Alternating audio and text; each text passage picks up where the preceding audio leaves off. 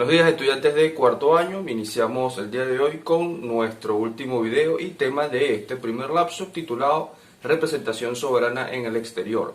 Abordaremos este tema desde una perspectiva general, sin hacer énfasis en la situación específica de ningún país. Sin más preámbulos, los dejo con la explicación del tema.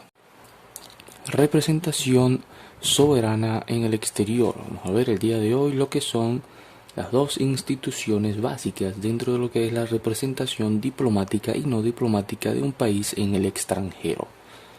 Iniciando con la institución elemental dentro de esta representación, como lo son las embajadas y los embajadores. Iniciando con la definición de embajadas, podemos definir a las mismas como oficinas gubernamentales que representan diplomáticamente a un país acreditado dentro de un país acreditante.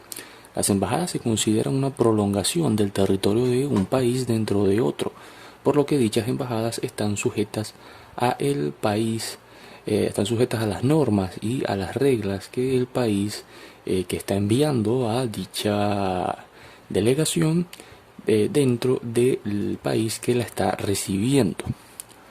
El embajador, por otra parte, es un agente diplomático de la categoría superior dentro del derecho internacional que se encarga de representar a un gobierno ante otro. El embajador obviamente reside o va a laborar dentro de dicha embajada, valga la definición básica, ¿no? El nombramiento de los embajadores ocurre, primero que todo, mediante lo que es el derecho de delegación, que es la facultad que tiene un gobierno de nombrar y de recibir agentes diplomáticos. Se considera derecho de delegación activo cuando el país nombra a dichos agentes y se considera derecho de delegación pasivo cuando los recibe. Ese derecho de delegación, esa facultad de nombrar en primer lugar a dichos embajadores, se realiza mediante el placet, que es la conformidad que debe tener el país acreditante respecto a la gente que va a enviar el país acreditado. Es decir, que debe existir conformidad respecto, debe estar de acuerdo el país que va a recibir a dicho agente diplomático mediante la revisión de ese placet, mediante esa conformidad, para pues lo que es la verificación de dicha persona, de dicho embajador, y si no existen motivos por los cuales esa persona pueda ser considerada no grata. El origen de lo que son las embajadas tiene su base en el siglo XVII, cuando ya se nombraban ciertos tipos de representantes de un gobierno ante otro, pero como tal de las embajadas, la práctica se realiza a principios del siglo XX solo entre naciones potencia, quienes nombraban ministros especiales y plenipotenciarios para representar a gobiernos frente a otros. Los agentes diplomáticos y sus funciones son de carácter político y están establecidas en el artículo 3 de la Convención de Viena de 1961. Entre sus funciones elementales nombradas en dicho artículo tenemos representar y proteger los intereses del país acreditado dentro del país acreditante y de igual forma realizar todas las negociaciones de tipo político entre esos dos gobiernos. El agente diplomático o embajador también debe llevar una nota o estar informado de la evolución de acontecimientos que ocurran dentro del país acreditante e informar al país acreditado sobre dicha evolución de dichos acontecimientos. Esa información debe ser obtenida obviamente a través de medios lícitos, legales y correctos políticamente. De igual forma, los embajadores y agentes diplomáticos se encargan de fomentar las relaciones amistosas entre los dos países. Vamos ahora con lo que es lo que es la segunda institución relacionada a la representación de un país en el extranjero, como lo son los consulados y los cónsules. Vamos a empezar con la definición de consulados, que son instituciones que se encargan de llevar las relaciones económicas y comerciales. Vemos la primera diferencia entre consulados y embajadas, y es en sus funciones elementales. Mientras que las embajadas se encargan de situaciones y relaciones políticas únicamente, los consulados se encargan de lo que son relaciones económicas y comerciales y de otro tipo. El cónsul viene siendo un agente no diplomático que se encarga de llevar funciones administrativas y notariales. Ya van a ver más adelante lo que tiene que ver con esto, y es básicamente registro de situaciones comerciales, de situaciones de población o de otro tipo. Lo que son las clases y el nombramiento de los consulados. Primero que todo vamos a iniciar con las clases o tipos de cónsules. Primero que todo tenemos a los cónsules de carrera, quienes ejercen como tal la profesión y son nombrados a través de documentos lícitos y a través de procedimientos administrativos. Es decir, es una persona de carrera, es una persona dedicada a dicha labor. Mientras que los cónsules honorarios son súbditos que se ubican dentro del territorio consular, es decir, dentro del país en donde existe dicho consulado, y son nombrados ad honorem, es decir, a través de honorarios para ejercer dichas funciones. El documento mediante el cual se solicita o mediante el cual se nombra lo que son los cónsules se conoce con el nombre de letras patentes. El origen de los consulados tiene principalmente o inicialmente lo que eran las proxenias griegas, que eran instituciones de tipo hospitalario que se encargaban de recibir a personas del extranjero.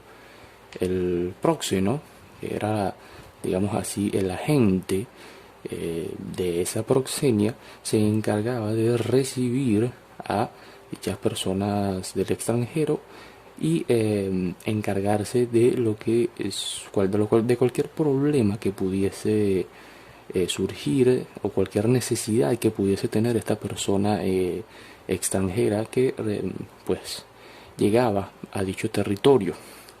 Sus funciones, sin embargo, de estas proxenias griegas fueron evolucionando hasta el punto de tomar funciones administrativas y económicas, es decir, inicialmente siendo instituciones hospitalarias que simplemente se encargaban de recibir a los extranjeros, evolucionaron a encargarse de recibir a comerciantes y de velar por los intereses de los mismos, que son funciones similares a las de los consulados hoy en día.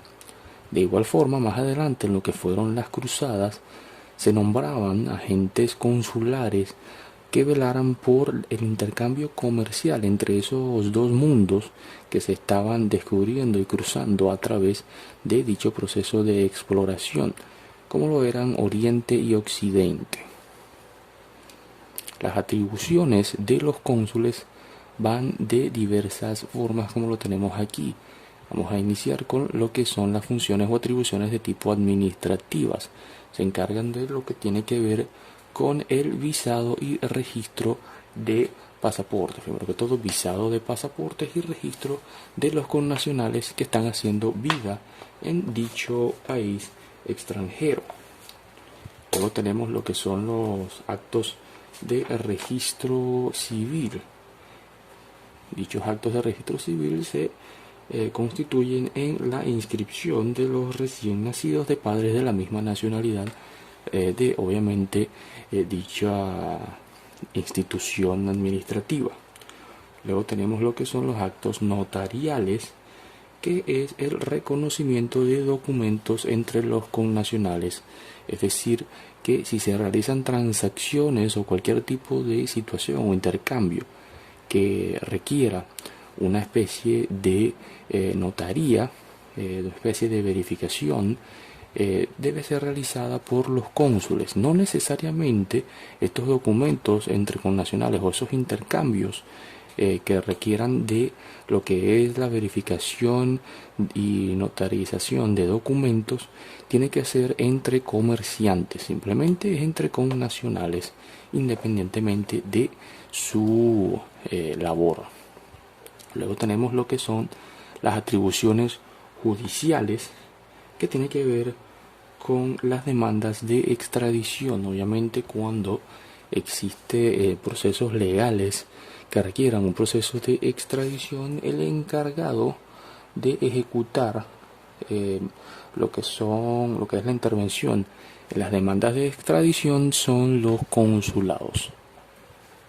Luego tenemos lo que es todo lo relacionado a la prestación del servicio militar, y es muy básico.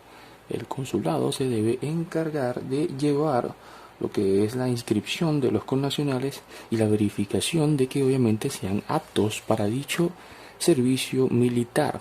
Luego tenemos otros aspectos relacionados a la vida civil, que es lo que tiene que ver con el pago de pensiones y jubilaciones de los ciudadanos connacionales que residen en ese territorio consular. Es decir, que cuando una persona va a realizar transacciones relacionadas a lo que es el pago de su pensión y su jubilación, debe recurrir al consulado, y el consulado es el que se va a encargar luego de administrar lo que es el pago de dichos servicios.